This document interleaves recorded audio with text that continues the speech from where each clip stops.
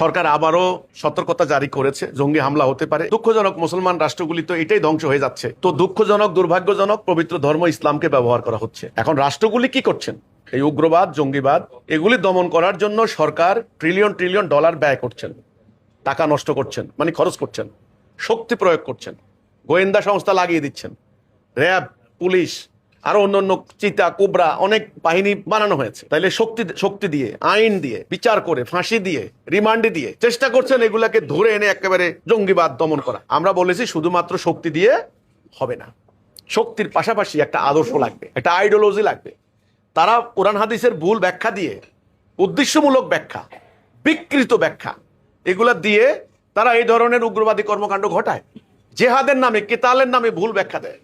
আমরা বলেছি এই ভুল ব্যাখ্যার বিপরীতে পাল্টা কাউন্টার ন্যারেটিভ বলা হয়, কাউন্টার আইডিওলজি, তাদেরকে ডিমোটিভেশন করার জন্য, ডিমোটিভেটেড করার জন্য, যে ওটা ঠিক নয়, ওটা আল্লাহ রাসূলের রাস্তা নয়, ওটা জান্নাতের পথ নয়, ওটা ভুল পথ।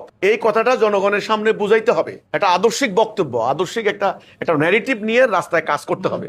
তো আমরা আমাদের বই, পুস্তক, হ্যান্ডবিল, পত্রিকা, সভা, সেমিনার, আলোচনা অনুষ্ঠান ইত্যাদির মাধ্যমে সেই কাউন্টার ন্যারেটিভ তুলে ধরছি, পাল্টা আদর্শ তুলে ধরছি।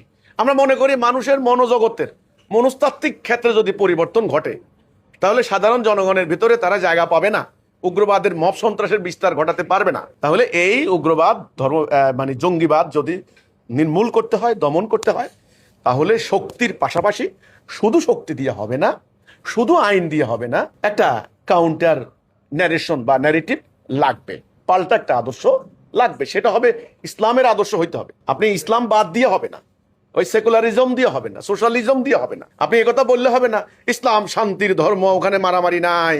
তাই কিন্তু কোরআনে কিন্তু জেহাদের আয়াত আছে, এই ব্যাখ্যা আপনি কিভাবে দিবেন? এই জন্য জেহাদের মানে কি, কিতালের মানে কি, যুদ্ধের নীতি কি, কখন কিভাবে করতে হয় ইত্যাদি জনগণের সামনে পরিষ্কার করে তুলে ধরতে হবে।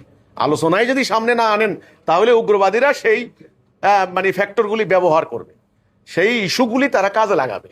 কোরআন তো ঘরে ঘরে আছে। তো কাজে আমরা এটা নিয়ে কাজ করছি, যে সঠিক ব্যাখ্যা বা সঠিক আদর্শটা নিয়ে আমরা তুলে ধরছি। আমরা মনে করি আমাদের মানে উপস্থাপিত বক্তব্য যদি জনগণের কাছে ব্যাপকভাবে তুলে ধরা যায়, তবে ইনশাআল্লাহ উগ্রবাদ, সাম্প্রদায়িকতা, মব সন্ত্রাস ইত্যাদি বাংলাদেশ থেকে চিরতরে নির্মূল হবে।